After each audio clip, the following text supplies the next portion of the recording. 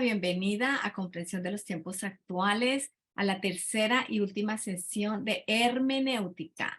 Factor H, interpretación de la palabra de Dios, con el pastor Arturo Andrade.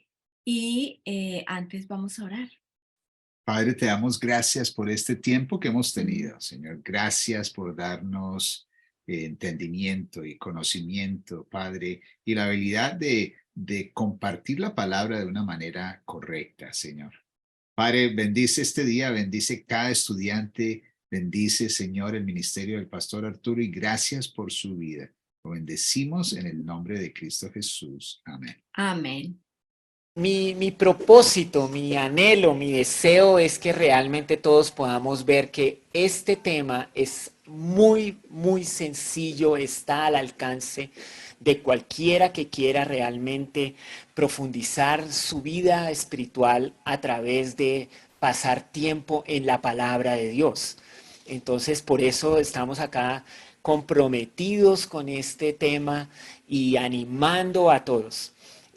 Aunque parece a veces que fuera un poco complejo, realmente es la práctica lo que nos ayuda a que esto se vuelva algo más natural y más intuitivo en nuestras vidas. Vamos a gozar y vamos a disfrutar este tiempo juntos. Vamos a empezar entonces en esta sesión 3, de la última de esta serie, con lo que tenemos en Esdras 7:10. La Biblia de las Américas, que es la cita bíblica que tienes en tu cartilla de participante, dice: ya que Esdras había dedicado su corazón a estudiar la ley del Señor y a practicarla, y a enseñar sus estatutos y ordenanzas en Israel. Esta es una cita bíblica muy importante en un momento histórico muy clave. ¿Sabe? Uno de los primeros y más fuertes ataques a la Biblia se presentó en este momento histórico, con Esdras, Nehemías y todos estos.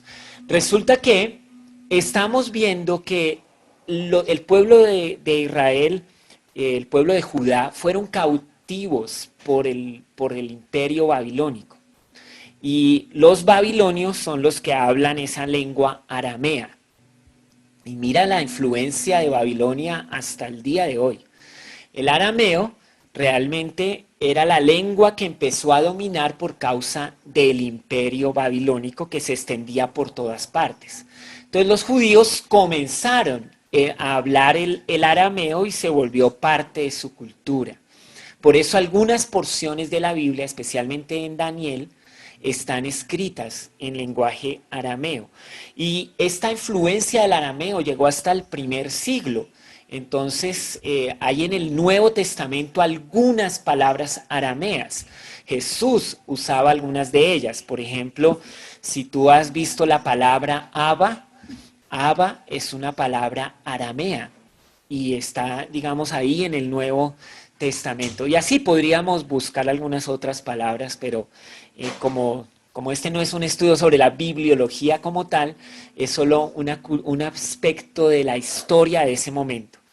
Entonces, ¿cuál es la dificultad? ¿Cuál era el ataque a la Biblia? Que el hebreo se estaba perdiendo. Ellos fueron cautivados por el imperio babilónico, aprendieron el arameo y duraron 70 años bajo esa cautividad. Entonces llega un momento donde ellos realmente no podían ya leer el hebreo. Y al perderse la lengua hebrea, pues se perdería el contenido de la Biblia. Pero hombres como Esdras hicieron una labor muy importante porque ellos realmente comenzaron aquí a trabajar en rescatar la lengua hebrea, empezar a predicar estas palabras, enseñarlas a todos los demás. Entonces Esdras dedicó su corazón a estudiar la ley del Señor y a practicarla y a enseñar sus estatutos y ordenanzas a Israel. Ellos leían los rollos y luego hacían como una traducción para que las personas pudieran tener las palabras de Dios en su idioma, que ahora era el arameo. Y bueno, no murió el hebreo, no quedó la Biblia, digamos, perdida por causa de perderse el idioma en que fue escrita. Y fue Dios que soberanamente, sobrenaturalmente, rescató nuevamente esta lengua para que nosotros pudiéramos hoy todavía aprender las palabras del hebreo y poder leer la Biblia en su idioma original. Y también le damos gracias a Dios por todos aquellos que hacen un esfuerzo y dedican sus vidas al estudio de los idiomas originales y luego se vuelven traductores de la Biblia. O sea, hay que agradecer a Dios por este esfuerzo que ellos hacen. Amamos la Reina Valera de 1960, el señor Casiodoro de Reina. Imagínese haciendo traducción con una lámpara de aceite, con materiales muy perecederos, pasando años y años. Ahora, gracias a Dios, también tenemos el procesamiento de texto que ayuda muchísimo en estos trabajos de la traducción bíblica. Pero yo alabo a Dios y le doy gracias por personas que dedican su vida a este tema de la traducción. Que Dios los bendiga. En este momento Esdras cumplía esa labor. Era un trabajo arduo, difícil, complicado, pero lo hacía como llamado de Dios. Entonces, 4 aspectos aquí claves en cuanto a acercarnos a la palabra de Dios. O sea, nosotros también necesitamos acercarnos a la palabra de Dios con estas mismas actitudes que tenía Esdras. ¿Cuáles aspectos? Preparar el corazón. Prepara tu corazón. Ora a Dios. Recuerda, el Espíritu Santo es el autor de la Biblia y Él ilumina. ¿A quién ilumina el Espíritu Santo? No te olvides de esto es clave. El Espíritu Santo ilumina a los que son creyentes, ilumina a los que son humildes e ilumina a los que son obedientes. Esto tiene que ver con preparar el corazón. Yo me acerco a la Biblia con el deseo de conocer las palabras de Dios. También él investigó en la palabra de Dios. Es algo que tú también puedes hacer. Tienes la gran libertad y oportunidad de investigar en la palabra de Dios. Investiga en la palabra de Dios lo que más puedas. También él tenía una actitud de obediencia. Se aplicó a esto porque él quería cumplir o aplicar las palabras del Señor en su propia vida.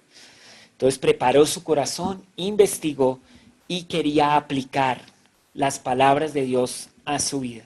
Esto también le daba gran autoridad a la hora de enseñar a otros, de proclamar los estatutos y los decretos del Señor. Así que Esdras es un ejemplo a seguir para nosotros, mostrándonos que necesitamos preparar nuestro corazón, investigar diligentemente lo que la palabra de Dios dice, también estar dispuestos a la obediencia y cuando descubrimos, cuando aprendemos y aplicamos algo que es muy bueno, entonces vamos a proclamarlo, vamos a enseñarlo.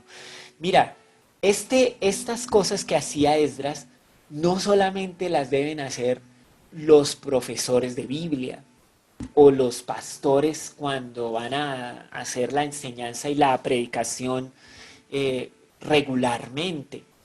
Esto no está solamente para aquellos que tienen la oportunidad de presentar una conferencia o un tema en conferencia, ¿sabe? O sea, tenemos muchísimos recursos en cuanto a enseñanza bíblica, pero Esdras nos muestra que realmente estas actitudes son para todo creyente, para el nuevo creyente, para el creyente de muchos años. La Biblia es de tal contenido y tal profundidad que podemos seguir siempre caminando en ella con estas actitudes y nunca se agota, porque el autor es Dios. Entonces, anímate a preparar tu corazón, a pedir al Espíritu Santo que te ayude, a acercarte con humildad a ella. También investiga en ella. ¿Se acuerdan los 10 principios orientadores que vimos para el estudio de la Biblia? Bueno, empieza a practicar y a ejercitarte en ellos. Hoy al final vamos a ver un ejercicio donde vamos a mirar algunos de estos principios ya en la práctica otra vez. Cumple, obedece las palabras de Dios. Obedece las palabras de Dios en todas las áreas de tu vida. La Biblia no está escrita para ser obedecida solamente en el contexto de los templos. La Biblia está escrita para ser aplicada en cada contexto de tu vida. En tu casa, aplícate a la Biblia. En tu trabajo, aplícate a la Biblia. En tus relaciones personales, aplícate a la Biblia. Y cuando descubres algo muy bueno, enséñaselo a otro.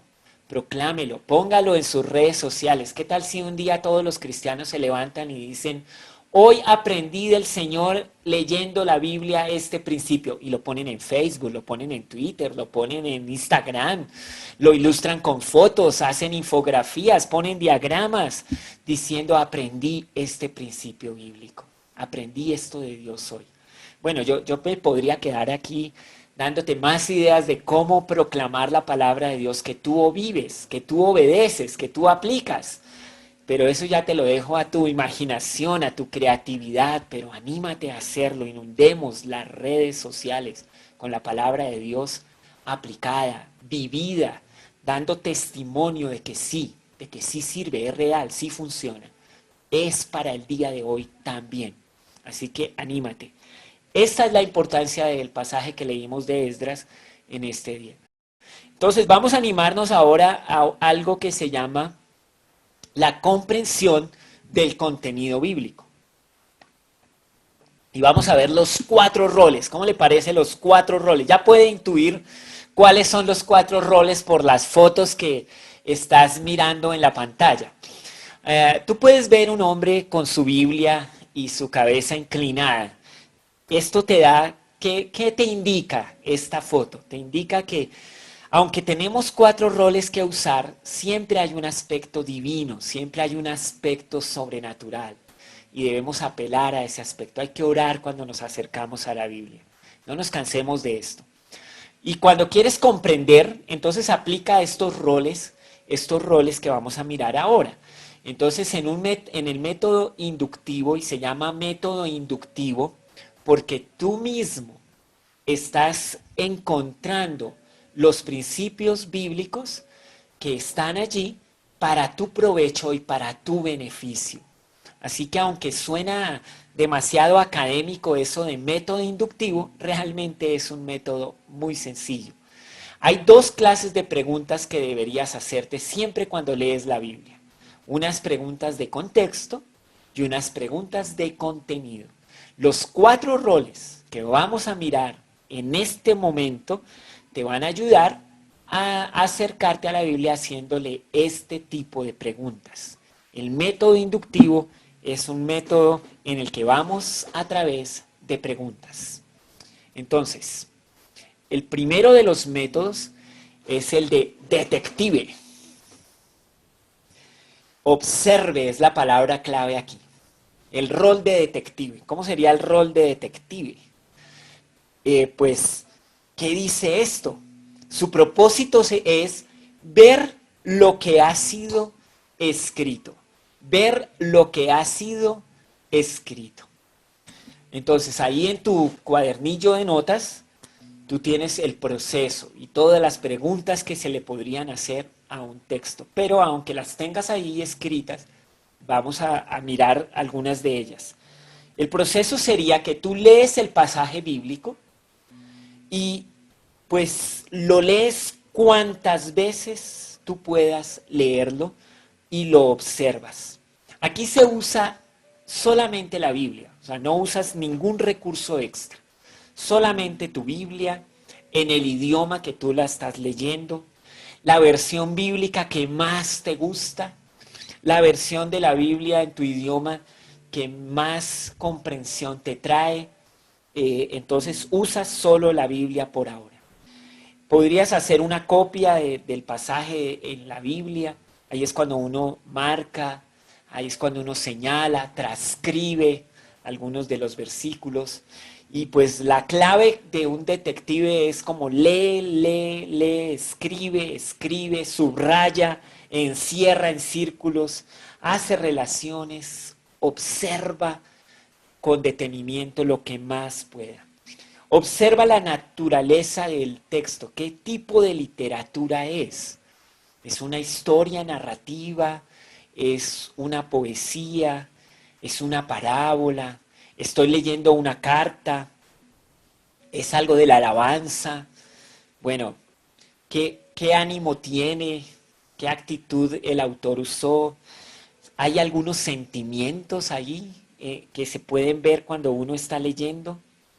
El tono es alegre, serio, triste. Y sabe algo que estoy probando por sugerencia del pastor Pablo, con el que hemos hablado. El pastor Pablo Tremba me cuenta su experiencia oyendo la Biblia. Entonces aquí también no solamente podríamos decir léala y obsérvela, sino escúchela. Estamos en una época de privilegio. Hay varias versiones de la Biblia en tu idioma que están leídas y algunas narradas. Yo estaba escuchando un pasaje de la Biblia de los Evangelios y tenía diferentes voces e incluso sonidos ambientales. Era emocionante, parecía que yo estuviera viviendo la historia bíblica. Entonces no solamente la lees, no solamente ahora la observas, pero también ahora la puedes escuchar e imaginarte que estás viviendo ese momento. Más que verla como en película, ¿no? La película siempre trae un aspecto y es el que el director de la película pues rellena algunos aspectos de la película. Mientras que la lectura del Evangelio o del libro que estés leyendo no te hace es que la imaginación esté en ti, que la imaginación se produzca en ti. Por ejemplo, leía el pasaje cuando esta mujer viuda con su hijo se acerca al profeta y le dice, mira, mi esposo, un profeta, murió y él adquirió unas deudas y al morirse esa deuda pasó sobre mí. El acreedor ha venido para llevarse a mi hijo como esclavo y estoy pues en gran angustia por esto que está pasando. Y el profeta le dice, bueno, ¿y qué tienes en tu casa? Y tú te puedes imaginar a esta mujer angustiada, a punto de que se llevan a su hijo para la esclavitud. Y lo único que ella dice es, bueno, yo no tengo nada. Y cuando dijo que no tenía nada, pues nada pasó. Hasta que dijo, bueno, quizás sí, un poquito de aceite. Y el profeta dijo, ve donde tus vecinos y recoge las vasijas que puedas y vas a llenarlas con el aceite que tienes en su casa. Porque aún lo muy poco, con la influencia de Dios, se vuelve mucho. Y yo cuando leo ese pasaje, pues ¿cómo me puedo imaginar esta mujer en esta situación, ahora con una ruta, con una visión, golpeando las casas de sus vecinos? Vecina, ¿me podría prestar una vasija? ¿Para qué? No, bueno, es que el profeta me dijo que recogiera las vasijas que pudiera. Y los diálogos, y la manera en que están vestidos, y la interacción con cada vecino, tratando de recoger sus vasijas. Bueno, así hay que leer el texto bíblico, hay que observarlo, hay que mirar los sentimientos, hay que ver el ánimo con que está escrito. ¿Te acuerdan nuestro ejercicio de Filemón? La actitud de Pablo, te ruego, te suplico. ¿Cómo te imaginas al apóstol Pablo rogando, suplicando? O sea, cuando yo leo al apóstol Pablo en el libro de los Hechos, su historia y en sus cartas, verlo rogando, o sea, en este tono es impresionante, hay que hacer esfuerzo, pero así era su actitud. Entonces observe los hechos y formule estas 6 preguntas claves. ¿Quiénes son los personajes que participan? ¿Qué está sucediendo? ¿Cuándo tienen lugar esos eventos? ¿Dónde suceden? ¿Cómo ocurren? ¿Y por qué ocurren? Entonces es el rol del detective. Pregunta todo esto. Es como si te contaran, ¿qué tal si alguien muy cercano a ti viene y te dice, no, me acaba de pasar algo terrible? Y tú dices, pero ¿quiénes estaban ahí? ¿Qué fue lo que sucedió? ¿Cuándo ocurrió eso? ¿Dónde pasó? ¿Cómo fue que ocurrió? ¿Por qué te ocurrió esto? Y son preguntas naturales para saber qué pasó. Claro, depende del grado de confianza. Algunos dicen, no, no me pregunte tanto, ¿por qué me pregunta tanto? Bueno, no, con la Biblia tienes toda la confianza de preguntarle todo lo que quieras y no se va a enojar, te va a contestar todo lo que le preguntes en cuanto a los hechos. También observa las palabras. ¿Cuáles son las palabras claves? Entonces aquí viene un poquito de gramática. ¿Cuáles son los sustantivos claves? ¿Recuerdas qué es un sustantivo? Es aquello que describe a una persona, o a un animal, o a una cosa. Entonces, ¿qué sustantivos hay? Esas son las palabras claves. Los verbos claves. Los verbos son aquellos que denotan acción. ¿Qué verbos hay allí? ¿Y cómo están? ¿En qué tiempo están? ¿Es pasado? ¿Es presente? ¿Es futuro? Hay palabras repetidas que se enfatiza.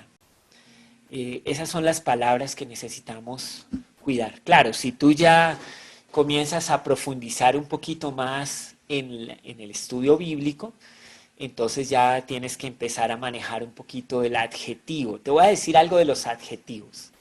Los adjetivos son aquellas palabras que califican a los sustantivos. Te voy a dar un ejemplo. Pastor Arturo, ¿y qué adjetivo le ponemos? Bueno, si le preguntáramos a Estelita diría bonito. ¡Ah, sí! Ese es un sustantivo. Pero claro, si le pregunto a alguien por allá diría, no, terrible. Esos son los adjetivos. Califican a los sustantivos. Bueno, si decimos, ay, Pastor Carlos y María Inés, esos son los sustantivos. Pastor Carlos y María Inés. Entonces, ¿qué sustantivos usamos con ellos? Ah, buenas personas, eso es un sustantivo. Buenos pastores, buenos, eso es un sustantivo. 30 años de matrimonio, Pastor Carlos y María Inés. Ah, perseverantes, esos son sustantivos. Se aman mucho. Bueno, y ahí tú podrías ver que los sustantivos califican. Los adjetivos califican a los sustantivos, pero te voy a dar un hecho curioso. Cuando tú lees los evangelios, los adjetivos son muy escasos. Casi no hay adjetivos. Y es algo que de verdad llama la atención porque algunos hechos en los evangelios son realmente impresionantes. Ahí tienes mi adjetivo. Son impresionantes. Por ejemplo, Jesús en el Evangelio de Juan, se acerca a la tumba de Lázaro, su amigo. Llora frente a esa tumba. Y luego dice, quiten la piedra. Y luego da su palabra. Lázaro, sal afuera de esa tumba. Y Lázaro, dice ahí la Biblia, sale como con las ataduras que le habían puesto para enterrarlo.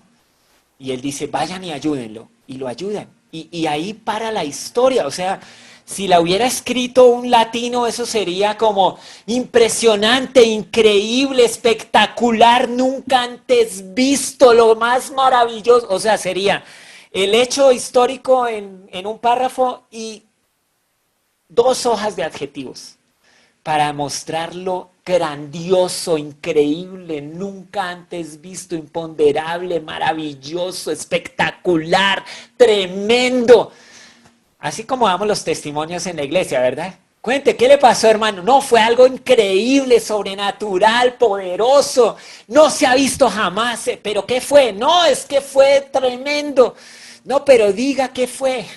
Entonces, el hecho, el adjetivo. Y deberíamos aprender de la Biblia, ¿no? A hablar con menos adjetivos, a calificar menos los hechos y los sustantivos. Pero observa eso.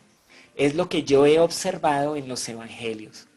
Puedes ahora con esta observación mía, la próxima vez que leas los evangelios, buscar si hay adjetivos, si hay cosas que están calificando a esos hechos. Y eso va a ser interesante para tu estudio bíblico. También observa el tema. Observa el tema. ¿Cuál es la idea principal? ¿Cuál es o son las preguntas que el texto intenta resolver? ¿Cuál es o son los puntos claves del pasaje? Hay un verso clave ahí, una idea clave. Eso es lo que tú observas. Observas entonces los hechos, observas las palabras, observas el tema y por supuesto observa la estructura. Entonces, ¿qué signos de puntuación hay? A veces hay comas, a veces hay puntos. A veces no son puntos finales, a veces son puntos seguidos. Es muy importante observar esto cuando lees la escritura. Todo tiene un sentido. Mira, te voy a contar, estaba leyendo un libro que leí de soltero. Cuando lo diga, algunos se van a acordar de un hombre llamado Walter Trovich, sugerido por nuestros pastores. Y entonces él hablaba de Génesis 2:24. Me acuerdo tanto de esa lectura. El libro decía que Génesis 2:24 dice, dejará el hombre a su padre y a su madre, se unirá a su mujer y los dos serán una sola carne. Y punto final. Entonces yo decía, bueno, ¿y qué quiere señalar el autor del libro con este punto final? Y decía, bueno, ¿y dónde están los hijos? En la primera familia, porque ahí ahora hay un punto final. Y yo decía, sí, ¿verdad? ¿Dónde están? Entonces el autor decía, mira, una familia es dada por la decisión de un hombre y una mujer de unirse en matrimonio. Esta decisión constituye una familia. Los hijos vienen naturalmente por esta decisión. Y si no vinieran, seguiría siendo una familia. Muy interesante concepto. Así que un punto final nos ayuda a entender también algunas cosas de la palabra de Dios. No es menos familia la que no tiene hijos.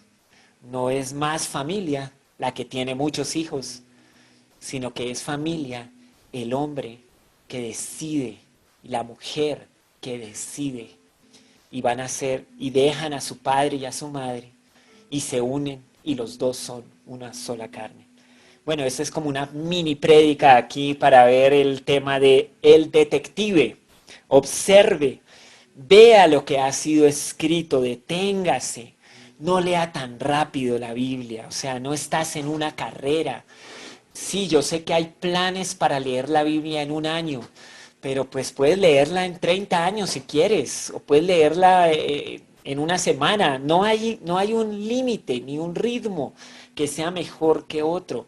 Toma tu ritmo y léela para aprovecharla. Aprovecha la lectura para ti. Entonces, este es el rol del detective. El rol del detective, observe, vea lo que ha sido escrito. Luego tenemos el rol del científico. El rol del científico que aprende. El propósito aquí es comprender lo que significa el pasaje para los receptores originales. Esto es el rol del científico. Entonces el del detective es observar, el del científico es aprender. Este es el rol del científico. Entonces, aquí pues el proceso es utilizar herramientas que nos ayuden a indagar en el significado del texto. Por eso el primer día hablamos un poco de la exégesis y les mostré que a nuestra disposición tenemos recursos como los diccionarios bíblicos, tenemos recursos como los manuales o las fotos de esos tiempos, la geografía bíblica, tenemos esos recursos. Aquí pues nosotros miramos qué clase de literatura está usted estudiando. Es un material discursivo o narrativo poético, o sea, cada, cada uno de los textos de la Biblia tiene esta característica de que es un tipo de literatura especial. Hay personas que les gusta mucho el tipo de literatura narrativa. Entonces se compran unas novelas que son así de gruesas y se las devoran en poco tiempo. O sea, pero es que se las devoran. Pero ese es un tipo de literatura. Yo conozco a una persona que le encanta la poesía. Entonces los libros de poesía son libros más chiquitos, pero ellos pueden pasar en una hojita horas y horas contemplando la construcción de la poesía. Yo a veces no entiendo mucho eso, pero conozco gente que de verdad disfruta eso. Entonces es un librito así, duran un año con él. También conozco personas que les gusta mucho el tipo de literatura técnica. Entonces ellos les gusta leer sobre el liderazgo, les gusta leer sobre temas como técnicos, cómo mejorar, cómo hacer macros en Excel, cosas así. Y se compran los libros y los estudian. Literatura técnica. Entonces hay diferente tipo digamos, de literatura entre nosotros. La Biblia es una colección de libros, tiene 66 libros y por supuesto cada libro está escrito en una literatura especial. Entonces, si tú quieres profundizar más en el tipo de literatura y cómo acercarte a ella, yo te recomiendo este libro que se llama La lectura eficaz de la Biblia, de Gordon Fee y Douglas Stewart. Hace muchos años yo fui entrenado para estudiar con este material y me acercaba a la Biblia y me ayudó mucho. Han hecho una revisión y entonces ya este libro está revisado, ya esto es una edición nueva, más actual, este ya es del 2007 y de verdad es un recurso muy bueno, sencillo y bueno. Entonces búscalo si puedes, creo que está digital este recurso y lo puedes de verdad adquirir y comprender. Solo quiero mostrarles, por ejemplo, que como científico pues nos acercamos al tipo de literatura y quiero mostrarles del libro La lectura eficaz algo sobre los salmos.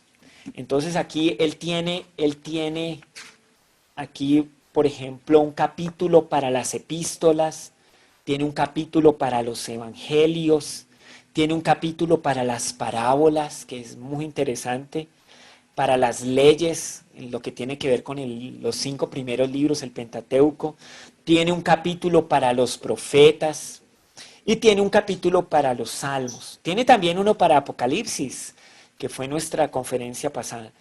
En los salmos hay una parte, una nota especial, y quiero leerles esta nota especial, porque esta nota tiene que ver con lo que nosotros estamos haciendo aquí, el rol del científico.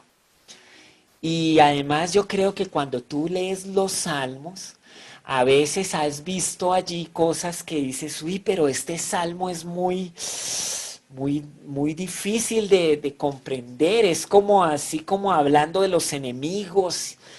Y aquí hay una nota especial sobre esos salmos imprecatorios. Qué palabrita tan difícil, pero ¿qué es? Voy a leerles. Un motivo de que los salmos hayan sido tan atractivos para el pueblo de Dios en todas las épocas es la amplitud de su lenguaje. Se encuentra en ellos un amplio rango de emociones, aún de extremas emociones humanas. No importa lo triste que usted esté, el salmista lo ayuda a expresar su tristeza con extremos si es necesario. No importa si estás muy alegre, el salmista te ayuda a expresar esa alegría. Un lenguaje a todas luces exagerado resulta difícil de obviar. Ahora bien, la tristeza y la alegría no son pecaminosas, pero la amargura, la ira, el odio pueden conducir a acciones y pensamientos pecaminosos, tales como el deseo de infligir daño a otros. Es verdad que expresar la ira verbalmente o expresarla con palabras es mejor que expresarla con acciones violentas. Claro que sí. Partes de ciertos salmos nos ayudan a hacer eso y en una dimensión extra. Guían o canalizan nuestra ira hacia Dios o a través de Dios en lugar de hacia otro o contra cualquier otro, verbal o físicamente. A los salmos que contienen palabras hacia Dios, pero de ira hacia otros, se les llama a veces salmos imprecatorios. O sea, salmos que tienen palabras de ira, que yo tengo frente a otros, pero las digo en una oración. Esos son esos salmos. ¿Por qué negar que a veces nos enojamos con otros? A través de los salmos imprecatorios, Dios nos invita a enojarnos, pero no pecar. Debemos observar la enseñanza del Nuevo Testamento. No dejen que el sol se ponga, no den lugar al diablo. Expresando nuestro enojo a Dios y por medio de Dios, en lugar de buscar pagar mal por mal a los que nos han hecho mal, los salmos imprecatorios refrenan nuestro enojo y nos ayudan a expresarlo ante Dios utilizando el mismo tipo de obvias exageraciones intencionales que conocemos de otros tipos de salmos. Bueno, la parte imprecatoria de los salmos se halla casi siempre en los lamentos. Por ejemplo, el Salmo 3, descrito en detalle, contiene en el versículo 7 una imprecación que, como la mayoría de las que se encuentran en el libro de los Salmos, es breve y por lo tanto improbable que sea muy ofensiva. Pero algunas son muy extensas y ásperas. Entonces, Salmo 12, 35. Y bueno, vamos a ver el Salmo 137, versículos 7 y 9. Dice así: Señor, acuérdate de los edomitas el día en que cayó Jerusalén. Arrásenla, gritaban, arrásenla hacia sus cimientos. Hija de Babilonia, que has de ser destruida, dichoso el que te haga pagar por todo lo que nos has hecho. Dichoso el que agarre a tus pequeños y los estrelle contra las rocas. Uy, Salmo 137, ¿cómo le parece? Es un lamento por el sufrimiento de los israelitas en el desierto. Su capital, Jerusalén, la dejaron destruida y su tierra se la habían arrebatado los babilonios, ayudados y alentados por los edomitas, quienes avariciosamente se aprovecharon de los despojos. Teniendo en mente las palabras en que Dios dice: mía es la venganza, yo pagaré, el que compuso este lamento pide el castigo de acuerdo con las maldiciones del pacto. Incluida en esas maldiciones está una provisión a favor de la aniquilación de toda la sociedad impía, incluyendo las familias. Por supuesto, nada en la Biblia enseña que este juicio temporal debe ser visto como indicativo del destino eterno de esas familias. Lo que el salmista ha hecho en el Salmo 137 es hablarle a Dios sobre los sentimientos de los sufridos israelitas utilizando un lenguaje exagerado en extremo, del mismo tipo que se encuentra en las propias maldiciones del pacto. El hecho de que el salmista parece dirigirse a los babilonios directamente es una función del estilo del salmo. También se dirige directamente a Jerusalén en el versículo 5. Es Dios quien de hecho escucha estas airadas palabras, así como debe ser Dios y solo Dios quien escuche nuestras palabras airadas, entendidos en su contexto como parte del lenguaje de los lamentos y utilizados correctamente para canalizar y controlar nuestro enojo potencialmente pecaminoso. Los salmos imprecatorios pueden de hecho ayudarnos a no albergar ni desplegar enojo contra otros. Bueno, creo que lo voy a dejar ahí, pero esto es la idea que usted entiende. Tenemos emociones, y estas emociones deberíamos expresarlas delante de nuestro Dios. Mira, hijo de Dios, cristiano que me escuchas, puede ser que hace poco empezaste tu relación con Dios, hace poco lo recibiste como Señor y Salvador. Y quizás cuando estás orando, no te atrevas a decir todas las emociones y todos los sentimientos que experimentas. Pero los salmos nos invitan a que en nuestra oración incluyamos todo lo que hay en nosotros, todo lo que sentimos. A Dios eso no lo asusta, a Dios eso no lo intimida, ni lo ahuyenta, sino que más bien, cuando nos ponemos de acuerdo con Él, podemos recibir de Él consolación, podemos recibir de Él esperanza y podemos de recibir de Él palabras de aliento y ánimo para continuar. Aunque hayamos sido heridos, defraudados, aunque nos hayan hecho daño y quisiéramos tomar por nuestro enojo ese lugar de la ira y la venganza, no, dejemos que Dios sea Dios y expresemos a Él lo que nosotros estamos experimentando. Así que mira cómo el científico comprende lo que significa un pasaje, porque mira el género de literatura en el que está escrito. Y yo solo quería darte un ejemplo de los salmos y de unos muy difíciles de interpretar, para que cuando estés leyendo los salmos y orando con ellos y te encuentres este tipo de palabras, pues sepas de qué se trata. Pero aquí ellos, digamos el científico, hace un análisis de una línea de pensamiento, la acción del pensamiento, verbos, palabras de acción, está presente o futuro, ¿qué indican? ¿Son mandatos o son condicionales? Eso si haces tal cosa, entonces te viene tal otra.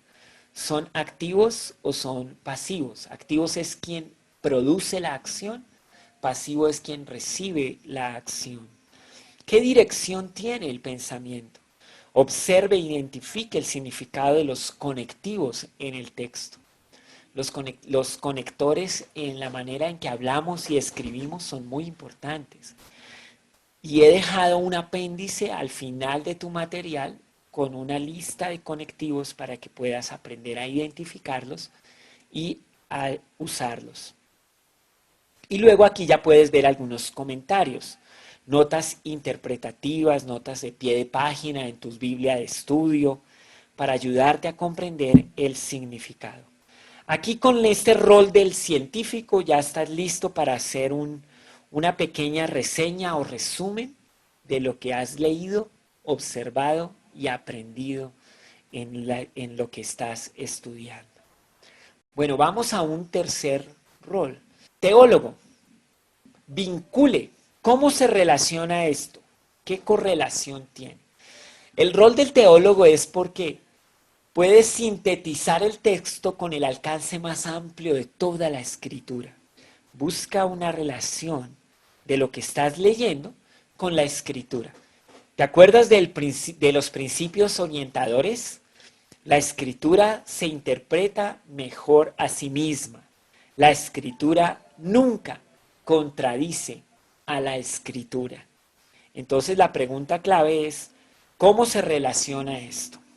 ¿Cómo se relaciona? Y pues su propósito, ya lo dijimos, sintetizar el texto con el alcance más amplio. Aquí entonces, ya cuando empiezas a usar este rol de vincular, este rol de teólogo, sin ser un teólogo y respetamos muchísimo la profesión de teólogo, tengo que hacer aquí un paréntesis para decir que uso con mucho respeto la expresión del teólogo, porque el teólogo es alguien que ha estudiado mucho tiempo para poder realmente tener esta profesión. Entonces, lo hacemos con respeto, igual que el científico, igual que el detective, sino que lo usamos es para mostrar que hay referencias cruzadas en la escritura, que hay pasajes paralelos, ¿se acuerdan cuando vimos los principios orientadores? Y estas referencias cruzadas, estos pasajes paralelos, estas ideas que se encuentran a través de la Biblia, entonces nosotros vamos a vincularlas, vamos a relacionarlas. Este es el rol del teólogo. Por ejemplo, hay referencias cruzadas de evento-historia. Compare los diferentes relatos de los reyes de Israel en Reyes y Crónicas. Eso es muy interesante. A veces uno lee como que fuera lo mismo, pero a veces hay elementos que nos ayudan a comprender mejor. Hay referencias cruzadas de contraste. Entonces, por ejemplo, el texto con afirmaciones, uno busca las referencias cruzadas para ver esos contrastes en la escritura. Hay una Biblia que se llama la Biblia del Pescador, hace esas relaciones. Una muy clásica se llama la Biblia de Estudio Thompson, que es estudio de palabras y de referencias cruzadas. Esa Biblia de Estudio Thompson ayuda muchísimo en esta manera de vincular, de ejercer el rol del teólogo. Y si fuera posible, consulte fuentes teológicas. Entonces aquí es cuando uno ya mira el diccionario bíblico, ciertos comentaristas bíblicos para ayudarse. Hay comentarios bíblicos como Matthew Henry, William Barclay y otros que te pueden ayudar en pasajes a veces que son difíciles de interpretar, ellos te ayudan. Entonces ese es el rol del teólogo. Vincula cómo se relaciona esto. Sintetiza el texto con el alcance más amplio de la escritura. Y ahora vamos al cuarto rol, el rol del médico. Entonces, viva, aplique. El propósito aquí es servir al Señor de modo más eficaz mientras las verdades del pasaje se aplican a nuestra propia vida y compartir estas verdades con los otros. Este es el rol del médico. El proceso nuevamente tenga presente que un texto no puede significar lo que nunca significó. Tú oras, meditas sobre el pasaje y ahora encuentras principios que puedes empezar a aplicar de manera eterna, en contraste con ilustraciones o prácticas de duración limitada. Este también te da acción, o sea, transfiera las labores de su estudio a obediencia, práctica. Responda a esas preguntas con la visión de ser un hacedor de la palabra, como nos invita Santiago, que no seamos solo oidores olvidadizos, sino hacedores de la palabra de Dios. Personalice la verdad que estás aprendiendo. ¿Qué debería ser o hacer? ¿Qué sugiere este pasaje que debería ser o hacer como creyente? Hay ejemplos que debería seguir, hay mandatos que debería obedecer, hay errores que debería evitar, hay pecados que debería abandonar. Son preguntas de acción que me invitan a mí hoy a vivir la verdad de la palabra de Dios. Encontré un principio, voy a vivirlo hoy. Por ejemplo, ¿te acuerdas de la viuda que fue donde el profeta y ella pidió las vasijas y luego cerró la puerta y junto a su hijo llenaron cada vasija y fue sobrenaturalmente llenándose cada una de ellas hasta que ya se le acabaron las vasijas, las llenó de aceite? Luego fue donde el profeta, muy emocionada, de la angustia a la emoción, ¿no? Se podría llamar este estudio bíblico. Y entonces llega tan emocionada, mira lo que ha pasado. Todas las vasijas se llenaron de aceite. Esto es maravilloso. Y el profeta le dice, claro que sí. Ahora, ve y vende el aceite. Y con el resultado de esa labor y de ese trabajo, entonces vas a pagar las deudas y vas a vivir con lo que te queda. ¿Cómo le parece?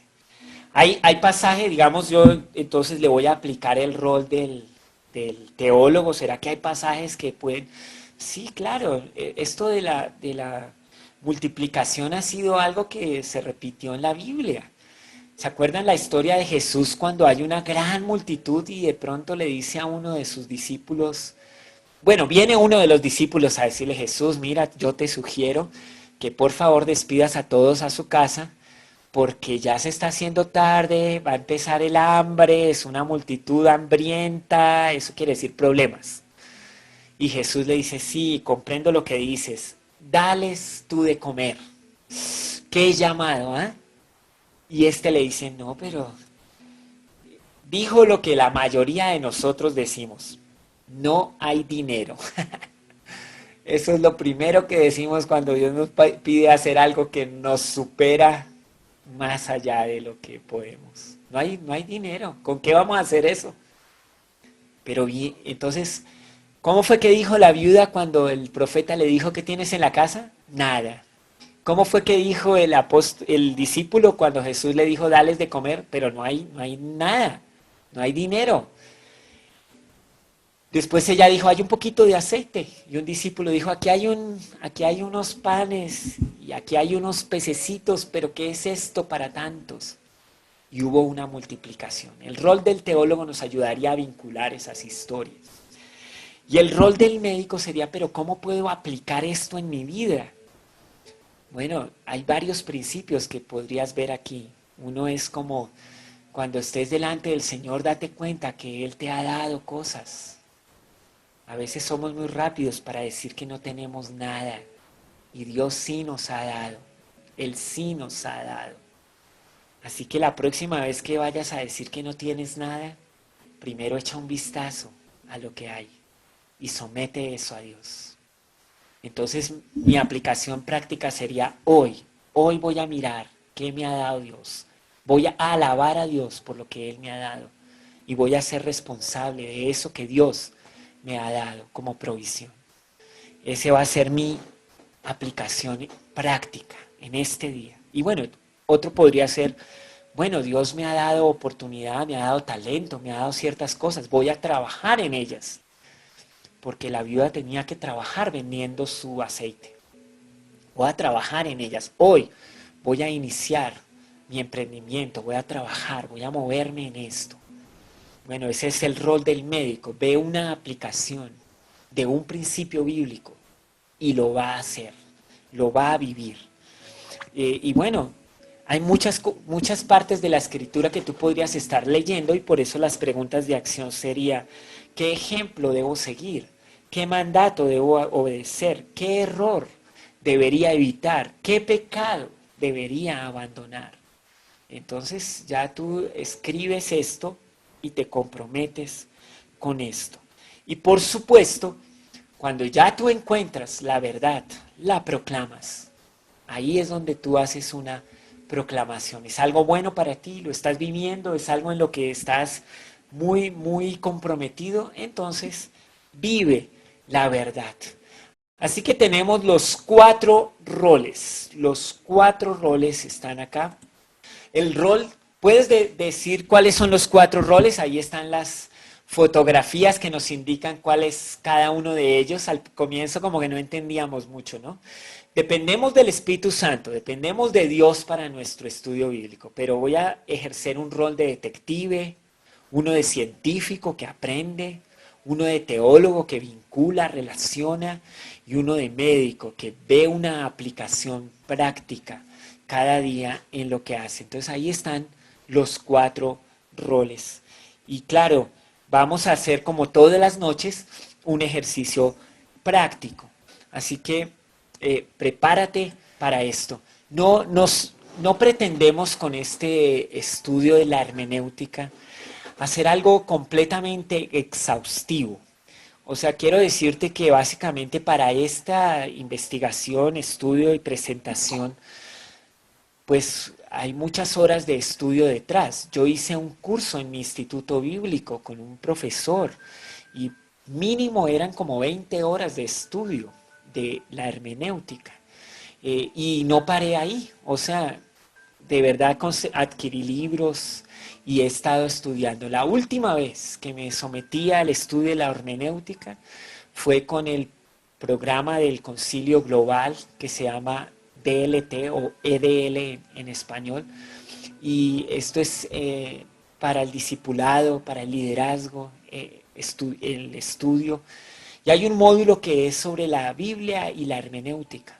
Y tuve la oportunidad de ver este módulo facilitado aquí en la región nuestra. Entonces, y eso fue hace poco, realmente como 3 años, que me sometí a horas de estudio de esto. Entonces, no es un asunto que, digamos, no podamos seguir siempre estudiando o practicando. Te animo a que lo sigas haciendo. Esto fue solamente como un abrebocas para que tú te des cuenta de que no es algo complicado, ni imposible, ni difícil. Es sencillo y es para ti. Y la importancia de todo este tema, y por eso realmente me animo a hacerlo, y agradezco muchísimo la oportunidad que me han brindado de este espacio para presentar el factor H, es porque la profecía bíblica sí indica que en los últimos tiempos la dificultad va a ser en realmente tener la sana doctrina, en realmente poder autoabastecernos de la palabra de Dios. Las personas van a tener una gran necesidad de escuchar y no habrá quien les enseñe correctamente. Así que todo este esfuerzo es para que tú, por ti mismo, puedas tener las mínimas bases, los fundamentos sólidos que te permitan desarrollar estudios bíblicos para tu propio beneficio, para tu propio bienestar y para compartirlos con aquellos de tu entorno más cercano. Si toda la iglesia se involucra en el estudio y la proclamación de la palabra de Dios, esta tierra sería diferente. Esta tierra sería transformada y cambiada radicalmente por la obediencia, el testimonio y la proclamación de creyentes que aprendieron a acercarse a la Biblia por sí mismos y a descubrir en ella el alimento que necesitan para cada día. Así que anímate en esto. Vamos a ver un ejemplo práctico ahora en cuanto a esto. Bueno, el devocional. Antes de entrar en este tema tengo que hacer una aclaración. Desarrollar un devocional que incluya Biblia y oración es la mejor manera de poner en práctica todo lo que hemos visto en estas 3 noches. O sea, todo eso de la hermenéutica, la exégesis, todas esas palabritas, los 10 principios orientadores, y hoy el método inductivo con los 4 roles, todo eso tiene una práctica diaria. Y esa es la que nosotros llamamos el devocional. Ahora, el devocional ya suena como tan religioso, ¿verdad? Entonces llámelo de otra forma, como usted quiera, mi agenda, mi tiempo con Dios, mi mejor momento, ¿qué palabras te gustan? Pero en últimas es que tú vas a acercarte a la Biblia y a la oración porque quieres conectarte con Dios. Quieres conectarte con Dios y tener un tiempo con Él de verdad bueno, seguro, profundo. Entonces, llámalo como tú desees, pero de verdad intente hacerlo.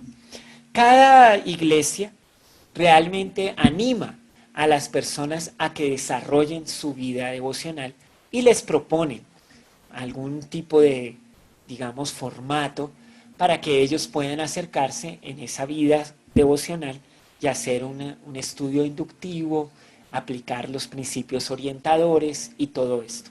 No sé cuál es el, digamos, en tu contexto particular, el método que estés usando.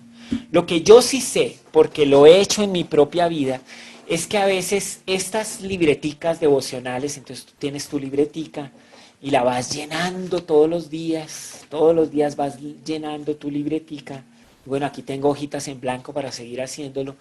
Esto es una herramienta, es una práctica y tiene gran beneficio para mi vida. Pero no debería ser una carga para nosotros. aquí es donde vengo y te propongo esto. Jesús dijo en Lucas 6, 47, 48. Voy a decirles a quién se parece todo el que viene a mí y oye mis palabras y las pone en práctica.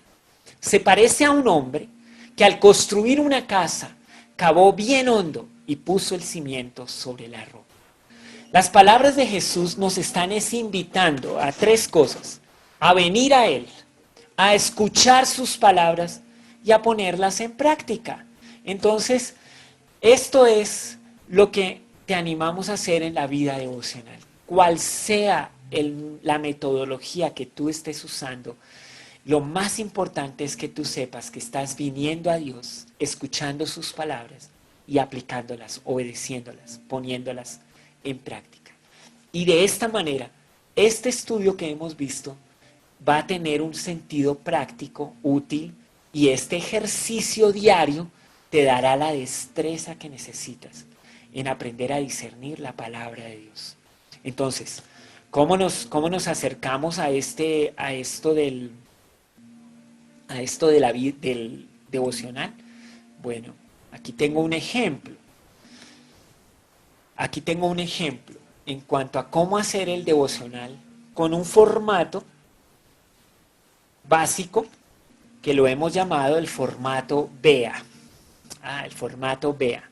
No sé cómo suena en inglés este acróstico, en español suena muy bien. BEA. Pero como sea es lo mismo, ¿no? Ven, escoge un versículo de tu lectura diaria y transcríbelo en tu agenda devocional.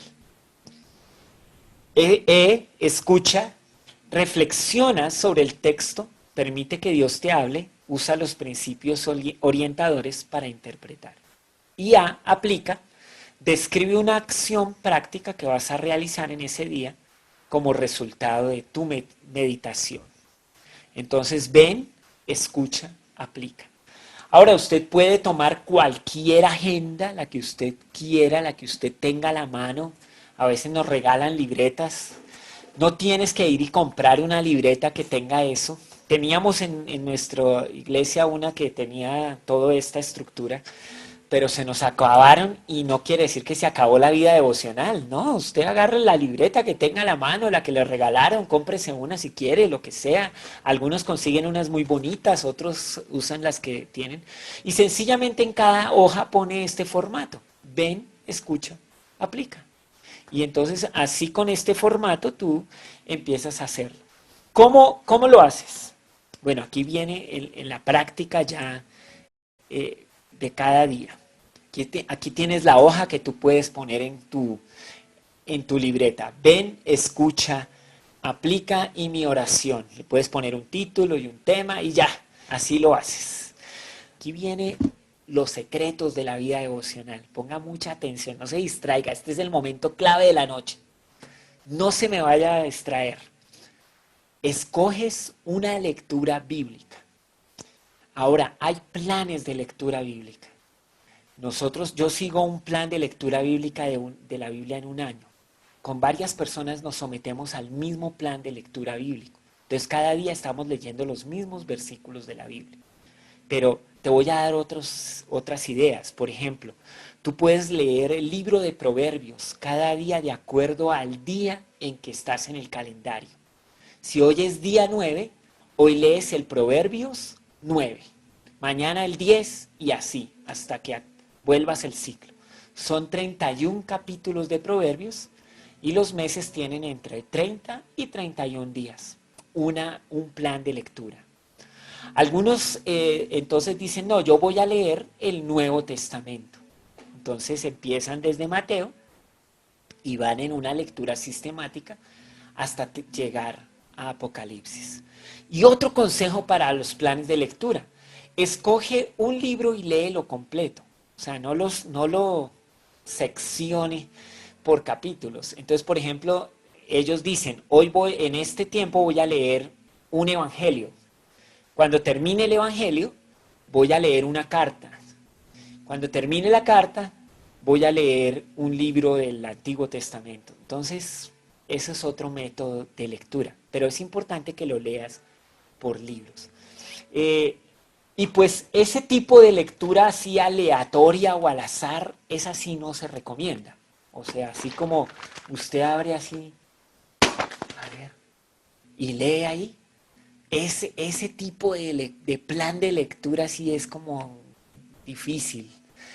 Yo tengo que confesarles algo. Cuando yo me convertí, recién convertido, como al mes de convertido, me regalaron una Biblia. Y yo decía, Dios, pues yo no sabía ni cómo empezar. Eso yo la tenía y no sabía cómo. Entonces yo decía, háblame, Dios, háblame. Y Dios era muy bueno y me hablaba.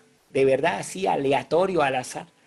Pero también a veces salían unas cosas muy difíciles. Yo decía, a mí, ¿no será que sí?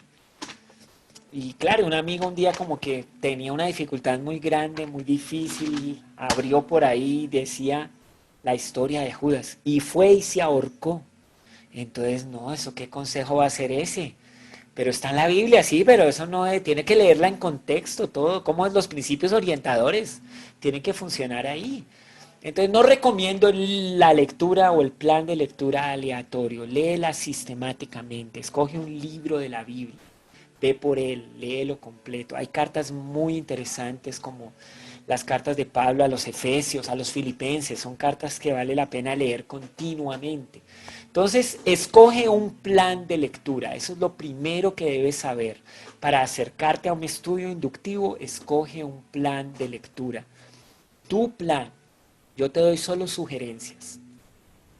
Luego que tienes tu plan de lectura, entonces ya tú miras cuánto de la Biblia realmente vas a consumir. Diariamente, pues una persona debe ver su ritmo. Recuerde que aquí no hay una competencia, no se trata de leer más que otros ni menos que otros, se trata de leer para que yo sea beneficiado. Entonces, 3 o 4 capítulos por día puede ser. Algunos leen 10 capítulos por día. Hay planes de amigos en los que leen 25 capítulos semanales de la Biblia. Entonces diarios son como 3, 4 capítulos. Bueno, usted verá, pero una buena dieta bíblica en promedio son más o menos 3 o 4 capítulos de la Biblia por día. Es algo saludable. Inténtalo así. Pero si estás comenzando a leer la Biblia, pues empieza por el Nuevo Testamento y quizás debes ir 1 o 2 capítulos por día. Pero tú escoges tu ritmo. Lo importante es que tú tengas un plan de lectura. Luego con este plan de lectura, tú escoges un versículo. Escoges un versículo que te haya llamado la atención. ¿Cómo escojo mi versículo? Un versículo que me haya llamado la atención. Entonces, ese versículo que me llamó la atención, pues yo le voy a poner cuidado. Me llama la atención o me está hablando algo que realmente es importante para mi vida en este momento. Entonces, es maneras de escoger como el versículo bíblico que necesito aplicar en mi vida hoy. Entonces, te sugiero que tengas eso claro. ¿Cuál versículo de la Biblia voy a aplicar? Me llama la atención, me gusta, me está jalando, entonces yo lo voy a registrar ahí como de alguna manera yo lo voy a registrar. Ese sería la parte de ven. Entonces ven, es que un versículo me está llamando la atención. En escucha, entonces ya es que tú a ese versículo empiezas a hacerle una reflexión. Comienzas a reflexionar en él. Entonces ahí tienes la parte de escucha y todo lo escribes en tu libreta. En ven transcribes tu versículo, en escucha la reflexión usando los principios orientadores y todo lo que has visto acá. Y en aplica el rol del médico, tú dices, hoy voy a vivir esto a verdad de esta manera, hoy voy a hacer esto, voy a hacer aquello, como resultado de mi estudio bíblico hoy. Bueno, luego escribes tu oración y tu oración ya pues sella como lo que estás haciendo en tu vida devocional. Si diariamente haces esto, entonces vas a ver tu vida enriquecida. ¿Cuánto amo yo tu ley? Dice el Salmo. Todo el día es ella mi meditación. Lámpara es a mis pies tu palabra y una luz en mi camino. Cuánta sabiduría que hay en la palabra de Dios. Déjame mostrarte el ejemplo práctico como todas las noches hemos visto. Entonces aquí tienes el formato BEA. Esto, título, tema, fecha, ven, escucha, aplica mi oración, lo puedes transcribir en cualquier libreta. Y luego empiezas como a estudiar la palabra de Dios con eso. Entonces, ¿qué texto bíblico vamos a usar nosotros? Entonces, vamos a usar, vamos a usar el libro de Proverbios. Ya que estamos hoy en Proverbios 9, entonces vamos a usar el Proverbios 9. La sabiduría edificó su casa, labró sus 7 pilares, preparó un gran banquete, mezcló los vinos y puso la mesa. Envió a sus sirvientes para que invitaran a todo el mundo. Ahora convoca desde el lugar más alto con vista a la ciudad. Entren conmigo. Clama a los ingenuos y a quienes les falta un juicio les dice, vengan y disfruten mi comida y beban el vino que he mezclado. Dejen atrás sus caminos de ingenuidad y empiecen a vivir, aprendan a usar el buen juicio. El que reprende a un burlón recibirá un insulto a cambio. El que corrige al perverso saldrá herido. Por lo tanto, no te molestes en corregir a los burlones, solo ganarás su odio. En cambio, corrige a los sabios y te amarán. Instruye a los sabios y se volverán aún más sabios. Enseña a los justos y aprenderán aún más. El temor del Señor es la base de la sabiduría. Conocer al santo da por resultado el buen juicio. La sabiduría multiplicará tus días y dará más años a tu vida. Si te haces sabio, serás tú quien se beneficie. Si desprecias la sabiduría, serás tú quien sufra. La mujer llamada necedad es una atrevida y aunque no se da cuenta, es una ignorante. Se sienta a la entrada de su casa, en el lugar más alto con la vista a la ciudad. Llama a los hombres que pasan por ahí ocupados en sus propios asuntos. Entren conmigo, les dice a los ingenuos, y a los que les falta buen juicio les dice, el agua robada es refrescante. Lo que se come a escondidas es más sabroso. Pero lo que menos se imaginan es que allí están los muertos. Sus invitados están en lo profundo de la tumba. Proverbios capítulo 9. ¿Cómo le pareció este Proverbios capítulo 9? Mira que hay cosas que se vinculan, ¿no? Los proverbios son, a veces cada uno es uno, pero aquí la sabiduría le dice al ingenuo, ven y vas a salir, dejar atrás la ingenuidad. Y la necedad también llama al ingenuo y le dice, ven, entra y el agua robada es refrescante. Se vinculan las cosas. Pero bueno, escoge un versículo de los 18 que hay acá. 1 o 2, que sean juntos. A ver, escoge uno, tú tienes la posibilidad de hacer este ven conmigo. Yo ya escogí el mío, ya yo tengo el mío, ya yo sé cuál es mi versículo de este Proverbios 9. Un día hice un proyecto con amigos con el versículo 1, se llamaba La sabiduría edificó su casa y labró sus 7 pilares. Y entonces buscábamos 7 pilares para la amistad, era mi proyecto. Entonces le pedí a mis amigos, dígame 7 cosas importantes de la amistad. Y con Proverbios 1, como nuestra sombrilla, buscábamos 7 cosas importantes. Pero ese no lo vamos a hacer ahora, es como para que lo hagas con tus amigos. Pero ¿qué versículo escogió? ¿Ya escogió uno? Si lo escogiste, transcríbalo ahí en sus notas. Transcriba el versículo que usted escogió. El que usted escogió, transcríbalo ahí donde usted está. Entonces yo voy a transcribir mi versículo. Mi versículo. Ahí ya lo tengo. Mi versículo es el versículo 6. La sabiduría dice, dejen atrás sus caminos de ingenuidad y empiecen a vivir. Aprendan a usar el buen juicio. Proverbios 9:6. Bueno, entonces ahora, ese versículo que le has hecho una transcripción y lo has puesto en tu libreta, lo has puesto en tus notas, lo has puesto donde sea, ya lo escribiste, ahora vas a escuchar a Dios con él. ¿Qué te dice Dios con este versículo que tú escogiste?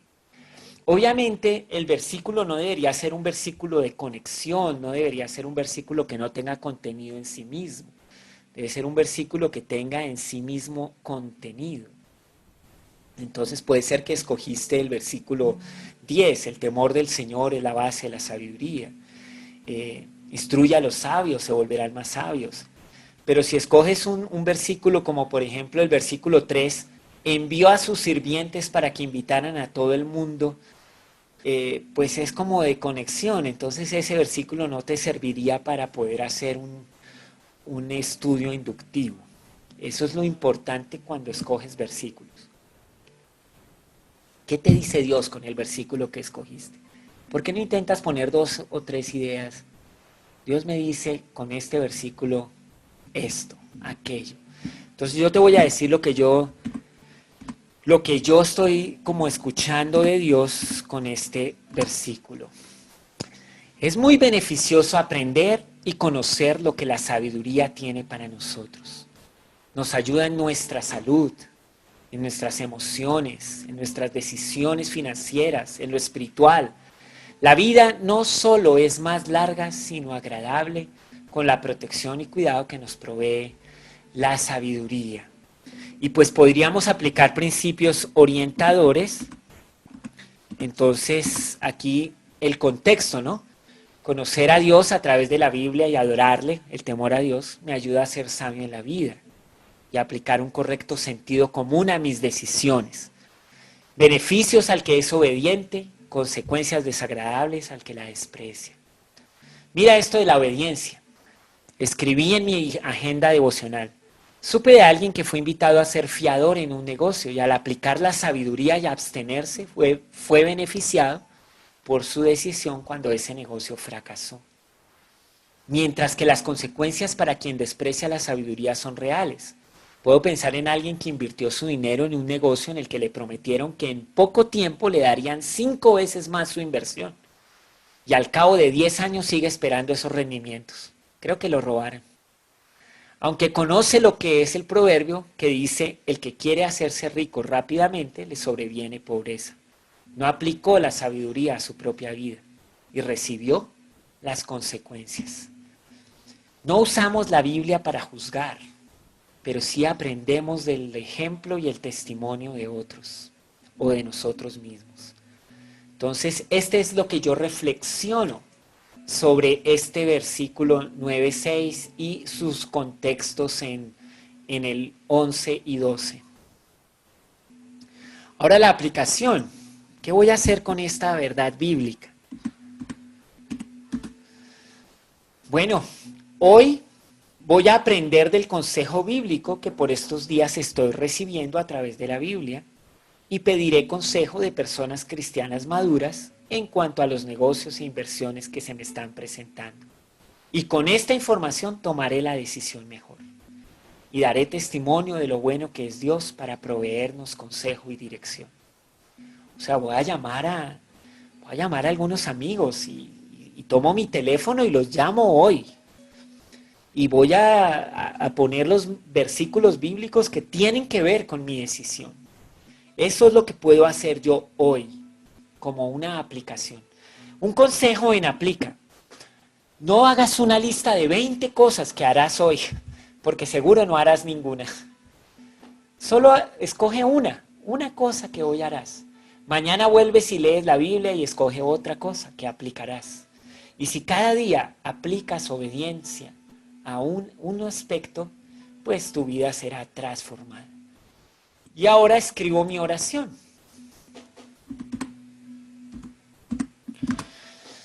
Señor mi Dios, ayúdame a escuchar tu voz de sabiduría a través de la Biblia y mis consejeros cristianos.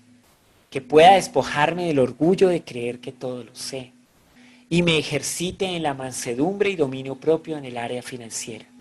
Que mi vida sea un testimonio a todos cuantos me conocen, que nos provee sabiduría en abundancia y quieran conocerte también. Entonces, lleno esto en mi agenda. Si ya comenzaste, si ya tienes ven, Si ya pudiste poner alguna escucha, te animo a que hoy, antes de terminar el día, completes la parte de aplica y de mi oración. Haz el ejercicio completo, es de gran beneficio para ti. Y pues espero con esto, o sea, bueno, voy a ponerle un título digamos, a este ejercicio que hice hoy. Mi texto fue: la sabiduría dice, dejen atrás sus caminos de ingenuidad y empiecen a vivir, aprendan a usar el buen juicio. Entonces voy a ponerle el título: bye bye, camino de ingenuidad. Ese es mi título. Uy, qué buen título, wow. ¿Cuál sería el tema, no? ¿Cuál sería el tema la sabiduría para la vida? Y bueno, pongo la fecha, julio 9 del 2020, para que vean que esto está en vivo y no es un pregrabado. Aleluya. Algunos me han dicho que esto se ve tan bien que es como si lo hubiéramos grabado antes. No, estamos en vivo, hermano. Es un privilegio poder hacer esto y tenerte ahí, ver lo que escribes en el chat y poder ver las preguntas que estás haciendo en Q&A. Eso es emocionante. Y bueno, con esto termino mi parte para que podamos de verdad responder algunas palabritas. Pero antes quiero decir a todos ustedes gracias por estar acá. Los felicito porque de verdad este esfuerzo de aprender esta técnica y aprender estas cosas, vas a ver una recompensa en tu vida.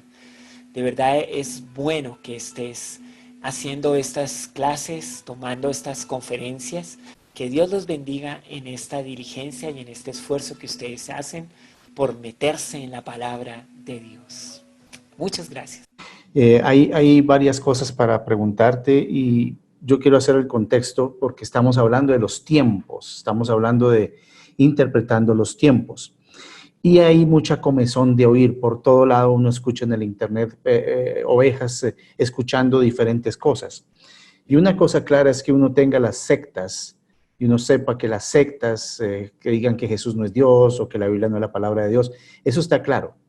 Pero hay asuntos doctrinales que son conflictivos y que han colocado diferentes denominaciones o que han dividido la iglesia o que simplemente tienen maneras que otro no ve por ahí y lo ve como algo que puede ser falso. Por ejemplo, el tema de la prosperidad, algunos temas de la segunda venida, pero hay una pregunta específica que están haciendo sobre 1 Timoteo 2:9.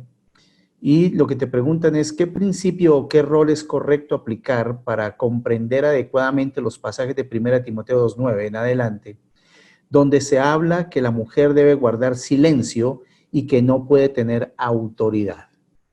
Pero claro que este tema despierta, digamos, ya la curiosidad en algunos pasajes bíblicos en donde realmente la interpretación nos exige un poco más. Entonces, Pablo le escribe estas cartas a Timoteo. Entonces, yo te invito a que ahí en el chat, y me gustaría ver algunas respuestas a esto que te voy a decir. Si nosotros nos acercamos a Primera de Timoteo 2:9, ¿qué sería lo primero usando nuestros principios orientadores que vimos ayer? ¿Qué sería lo primero que tú harías para acercarte a un texto como Primera de Timoteo 2? Y justamente eso del 9 como hasta el 14, ¿no? Que habla específicamente de las mujeres. ¿Qué sería lo primero? A ver, por favor, dime ahí. Claro, un poco de la cultura del primer siglo en cuanto a los hombres y las mujeres. ¿Qué más? ¿Qué más? A ver, ¿quién más puede usar principios orientadores? Claro, que leamos el texto completo. Y pues eso quiere decir que veamos el contexto. ¿Recuerdan? Un texto sin su contexto es un pretexto que nos puede llevar quién sabe a dónde. Entonces, por ejemplo, que fuéramos así una comunidad que tuviera cierta preeminencia para cierto género y entonces usa estos versículos fuera del contexto diciendo silencio, sumisión, mujeres, quédense quieticas. Y pues podríamos usar la Biblia en una manera que quizás no es la que la Biblia nos está mostrando. Entonces hay que ver el texto, hay que ver el contexto. Y el contexto recuerda que puede ser un contexto mediato, que son los versículos que están antes y después, un contexto inmediato, que son los versículos, mediato, que es el capítulo donde se encuentra, un contexto general que sería toda la carta que Pablo le escribe a Timoteo. La Biblia se explica bien a sí misma o se interpreta a sí misma. Entonces hay que mirar otras citas bíblicas, claro que sí. Entonces eso es. Ahora, yo sé que la intriga y lo que ustedes de repente ahora quieren es que yo como que haga la prédica y quiero que las mujeres se vistan de manera modesta, deberían llevar ropa decente y apropiada y no llamar la atención. No, o sea, es mejor dicho, un texto tremendo. Pero les voy a adelantar algunas cositas. Cuando tú lees esta carta que Pablo le escribe a Timoteo, Timoteo es un joven pastor que empieza su liderazgo en una comunidad y Pablo le está dando algunas instrucciones y algunos consejos para que su labor y su rol ministerial lo pueda llevar a cabo bien, lo pueda hacer con gracia, lo pueda hacer efectivamente. Entonces, mucho de lo que tú ves en esta carta es un contexto que tiene que ver con este rol pastoral.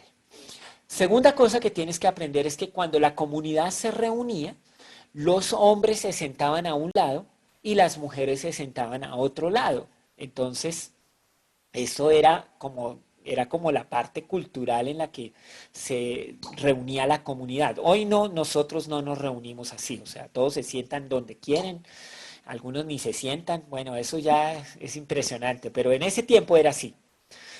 Lo tercero era que en ese contexto particular, las mujeres cuando tenían una pregunta, al único que le podían preguntar era a su esposo. Entonces ella está sentada aquí y su esposo está como allá en otra fila. Entonces ella le preguntaba, esposo, ¿qué es lo que está? Entonces imagínese cuando Timoteo iba a dar una enseñanza, todos en esta dinámica de preguntas, respuestas ahí en el lugar, y todos aquí, otros allá, y claro, también digamos lo cultural en cuanto a las vestimentas, esto lo que provocaba, y aquí es donde viene, y ahora esto es, mira, esto es muy rápido, si hay algún aquí estudiante de las cartas de Pablo a Timoteo, perdóneme lo rapidito que estoy yendo en esto, pero solo quiero es aplicar lo que vimos de principios orientadores a un texto particular.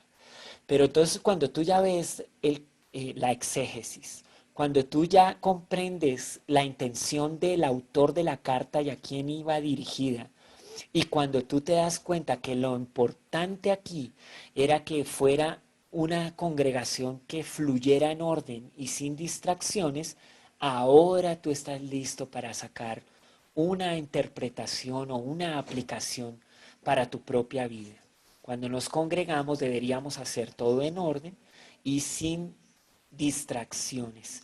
Pero ya digamos todas las aplicaciones y todo lo que pudiéramos decir muy particularmente a ese texto, pues ya eso es tema de otra conferencia. Bueno, pues valdría la pena hacer una pequeña aclaración también, si nos puedes ayudar. Y es que a veces uno se siente mal porque tiene temas conflictivos. ¿Te acuerdas que decías dos verdades? Ayer hablabas de dos verdades que parecían contradecirse.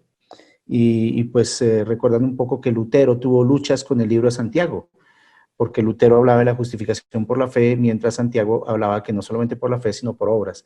¿Puedes explicarnos en un minuto cómo ayudar en esta disyuntiva? Sí, claro que sí. Cuando hay dos ideas que parecen contradecirse, una aparente paradoja, el principio orientador es aférrate a ambas y considera ambas ideas. En el caso particular de la fe y las obras, es un error mezclar fe con obras. Cuando el libro de Romanos está desarrollando toda su temática acerca de la justificación por la fe y que creer es lo que le permite a la persona obtener esta gracia de Dios, esta provisión de Dios, no por lo que hizo, hace o puede hacer, sino porque confía en lo que Dios puede hacer y en lo que Jesús hizo. Entonces es justificado. Esa es una verdad, es una doctrina, está clara y ahí en la Biblia. Pero claro, Santiago viene y escribe diciendo, qué bueno que usted me está diciendo que tiene fe y esa clase de fe que justifica. Qué bueno. Pero resulta que yo tengo una dificultad. Yo no puedo ver su fe. Yo no puedo ver su corazón. Yo no puedo ver sus intenciones. Solo Dios puede ver el corazón. Lo único que puedo ver es el fruto que surge de esa relación que tienes con Dios. Y si tus obras, si la manera como vives, si lo que expresas no está conforme a esto, a esta relación con Dios, entonces yo no creo que tengas de verdad una fe. Muéstrame tus obras y veré tu fe. Entonces son dos ideas aparentemente contradictorias, porque una es la justificación por la fe y la otra muéstrame las obras para ver tu fe, pero ambas ideas son correctas, ambas ideas son válidas, ambas ideas son bíblicas y tienen todo su desarrollo bíblico. Debemos aferrarnos a cada una y usarlas es de acuerdo con las personas con las que nos estamos relacionando. Entonces, si es una persona que viene apenas a conocer a Jesús, necesitamos ubicarnos en el libro de Romanos. Pero si es una persona que ya está caminando con Jesús, que viene a la comunidad, se relaciona con otros cristianos, expresa que es un cristiano, pero su vida no está como muy acorde con eso que dice que es, pues debemos ubicarnos en el libro de Santiago y entonces conversar sobre eso. Es la manera como deberíamos usar la Biblia, en esas aparentes contradicciones. Bueno, muchísimas gracias, Pastor Arturo. Gracias por estas enseñanzas tan maravillosas. Y realmente estos son tesoros que estamos recopilando para la bendición de ustedes. Recuerde, suscríbase al canal, compártalo con otros, póngale like, ayude a que llenemos la tierra con estas, con estos recursos tan increíbles. Entonces, que el Señor los bendiga.